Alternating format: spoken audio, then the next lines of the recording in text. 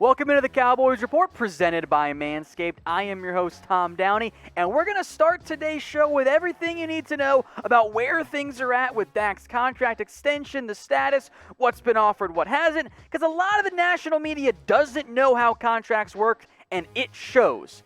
Now, if you have friends who are confused, share this video. This will be all you need to know about the Cowboys contract status with Dak. Now, things got out of control the past couple of days because Chris Sims, who don't know why we consider him the best source out there, says Cowboys offered $175, blah, blah, blah. I actually have a wrong graphic up there. $175, and Dak wants $45 million for that fifth year. Rappaport and Schefter, meanwhile, say that Sims is wrong. That's not accurate. And the main issue has been over the years on the deal. Now, we'll break down why Sims thought 45, what everyone else is saying, what's really going on. But the common theme here on today's show, nothing's changed. Everything is the same as what it's been a month ago and almost 2 months ago. Things have not really adjusted. The reality is the Dak Prescott contract, if it gets done, and I think it does get done, is going to be expensive. It's going to be a massive amount because, look, the Cowboys didn't play this very well. The $35 million report originally said by Mike Fisher, probably still pretty darn accurate because the Cowboys want 5, the Dak wants 4, but they're in pretty close agreement on the per-year money and a little bit of disagreement over the guaranteed money as well. So are you freaking out over Dak's demands? Type Y for yes, type N for no. I don't think anyone should be freaking out. None of this is new information. I can understand, and I think you should be a bit unhappy with where things are at. But the reality is, you're not just bidding against the Russell Wilson contract. You also have to be aware of what's going to come. If the Cowboys don't get a deal done by July 15th, the next time the Cowboys can have extension talks, it's not just Mahomes who's probably going to get the bag. Deshaun Watson's going to get paid a lot more. You could be approaching $40 million at that point.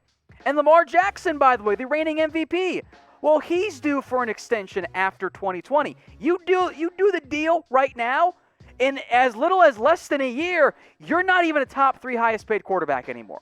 There's a reason why operating with urgency actually makes sense for the Dallas Cowboys. Now, we have shown this graphic for well over a month. That is how long this hasn't actually changed.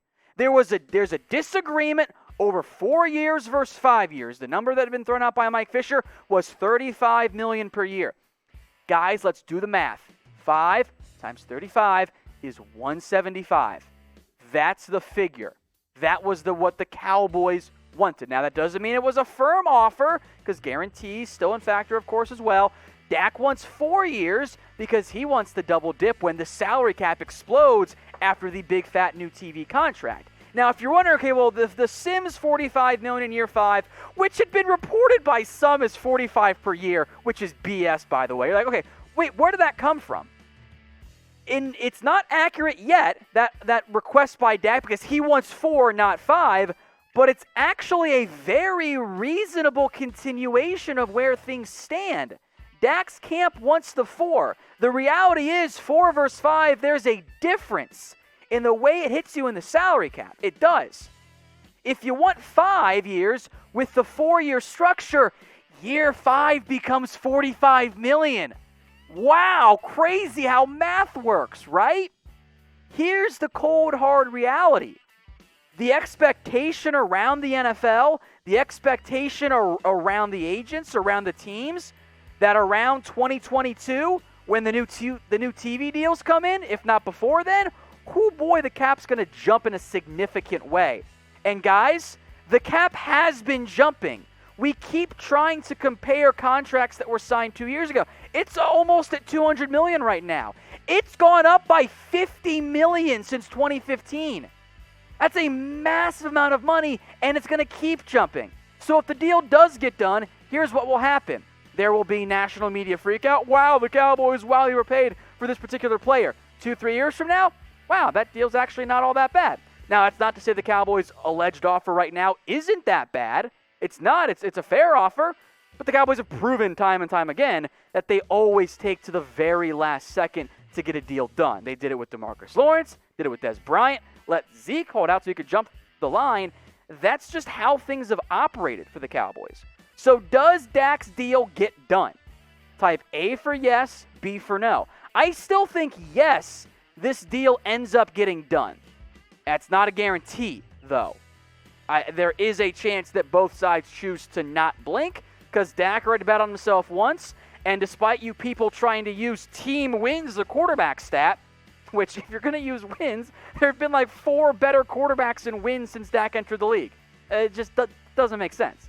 I think the deal does get done, but yeah, there's a chance that neither side actually ends up budging. Now, as for the whole Dak contract news, I want to emphasize this point. Nothing has changed. There hasn't been progress. That's what Schefter, that's what Rapport are saying out there. The likelihood is things are going to run up to that July 15th deadline. Could the deal end up looking like a 5-year, $175 million deal? Of course. Could Dak ask potentially for 45 in year 5 and be within reason? Absolutely. There is more than one fair deal for all of these parties involved.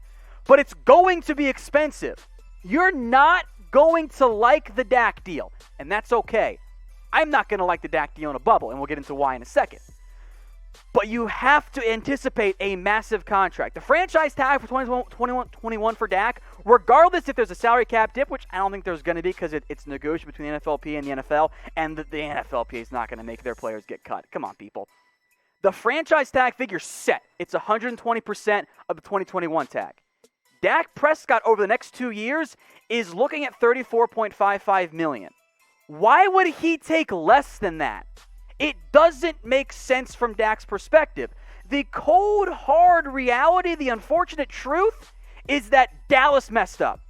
The Cowboys did not handle the Dak deal appropriately. They lowballed things way too much at the beginning, upset Dak and his high-powered agent who wants to get his client paid. Now, you don't have to like that Dak's not taking a team-friendly deal. I understand that. But if you look at it from his perspective, he's been wildly underpaid in terms of salary cap and money from the Cowboys, he wanted to get the bag. Tough for me to really argue against the player not getting it. They messed up. They could have done this deal a while ago and saved money. The truth is, the Cowboys can't win this deal. That window has shut. It has closed. It is no longer possible for the Dallas Cowboys to win the Dak deal. All they can do now is lose by less. If they had done this after the season ended last year in 2018, they could have given Dak $30 million. And everyone would have gone, oh, geez, guys, why are you giving Dak $30 million? You made him a top 5 highest paid quarterback with top 3. What are you doing? And then all of a sudden now in 2019, boom, things have changed significantly and $30 million doesn't even get you in the top 5. That's a big deal. Now, I want to emphasize this point again, too. If years are a disagreement, that means there are other disagreements as well. If you want to have a longer deal, you got to up the guaranteed money, and you got to up the average per year because you're missing out on a year of potential earning revenue when in all likelihood, the quarterback contract market's probably going to be above $45 million. That's the likelihood there. So for Goff, for Wentz, for Wilson, for Ryan, for Rodgers, like the offer right now allegedly is $106 million in terms of guaranteed or around that figure. Maybe you bump it up a little bit more. It's a fair offer. Is it the most fair offer? Probably not. Because the Cowboys have proven time and time again, they like to drag out the Dak, these big time extensions. And oh, by the way, whatever real numbers you want to use, whatever real metrics you want to value, the ones that are important, especially if you stop trying to focus on a particular 5 set of games or ignore other parts of it, Dak's a top 10 quarterback. That guy gets the bag. And maybe we'd feel differently if the Cowboys had just decided to get it done already. Or you know what? Maybe if Dak was the 4th overall pick, we'd feel a little bit differently as well. At least the national media would. I told you guys today's show was brought to you by Manscaped.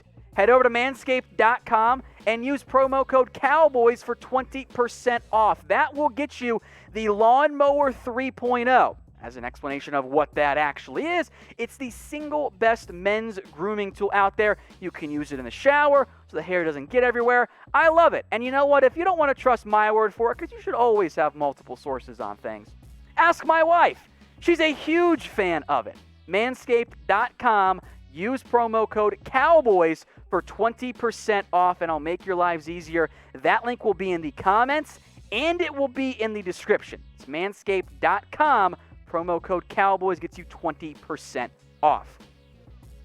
Let's move in now to the latest rumors, and yeah, we'll talk about Dak a little bit here as well. How about Randy Gregory? Is the reinstatement going to come for the Cowboys?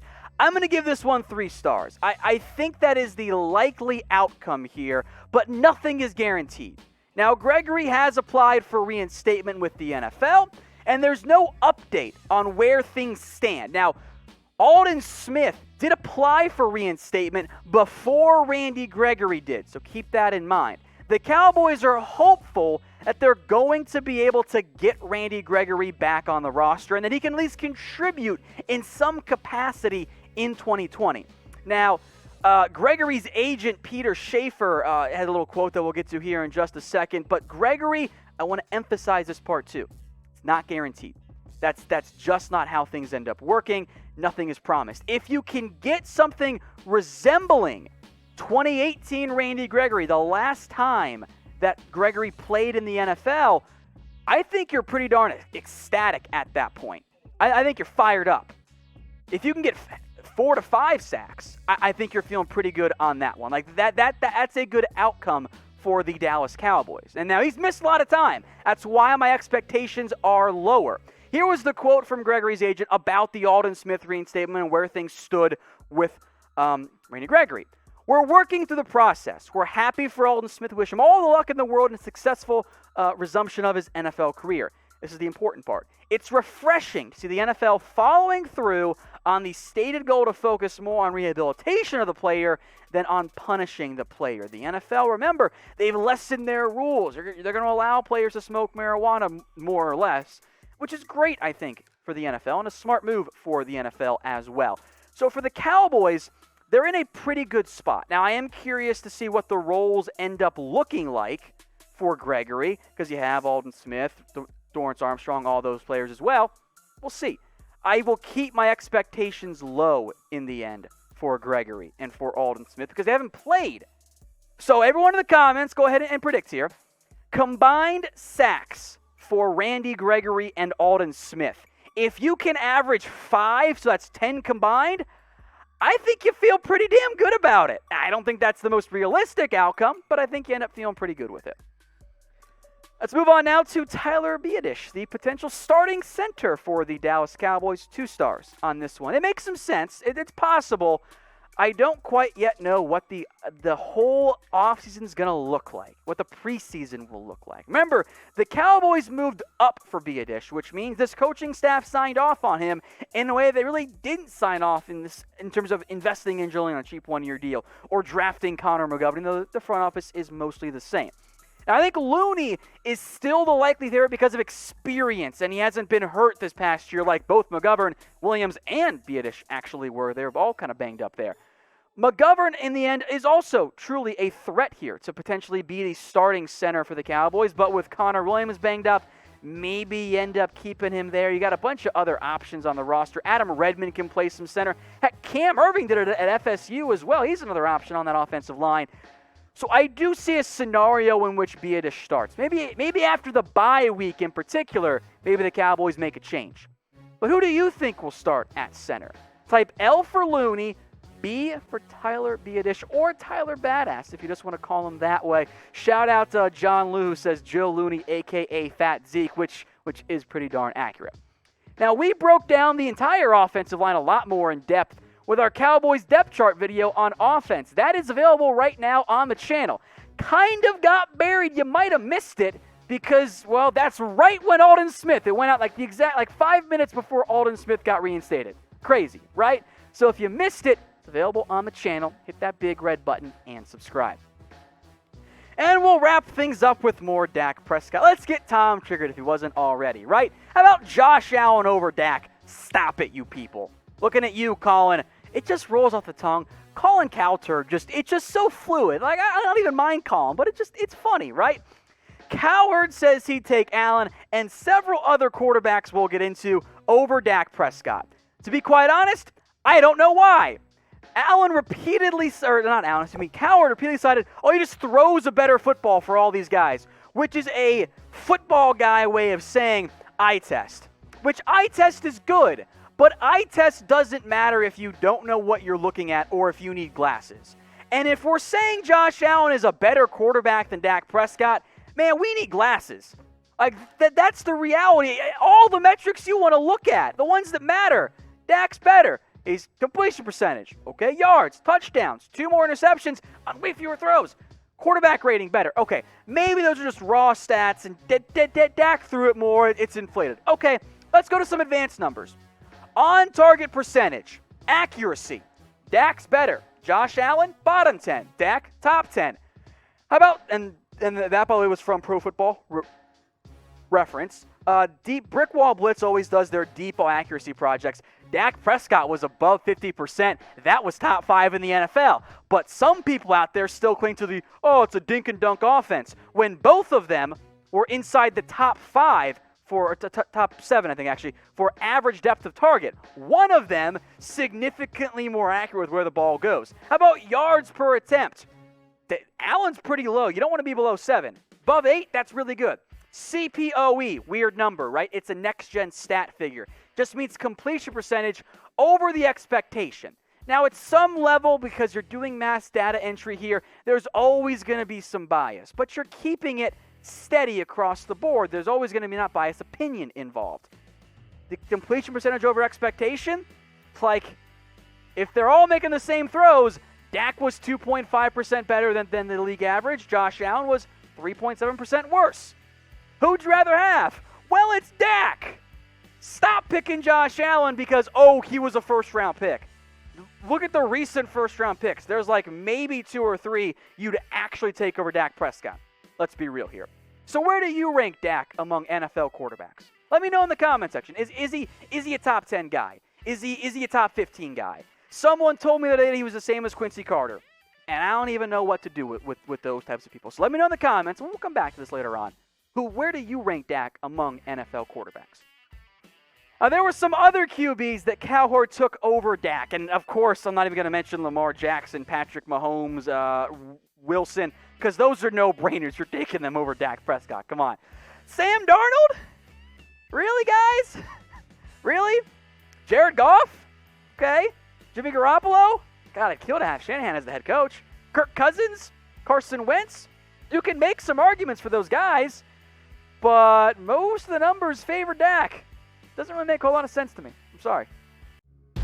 Hey, Cowboys fans. Thanks for watching the Cowboys Report. If you haven't already, click right here to subscribe to our channel for all the best Cowboys coverage on the internet. That's news, rumors, highlights, mailbags, film studies, and a whole lot more. And I'm making your lives a little bit easier as well with the next Cowboys Report video right here.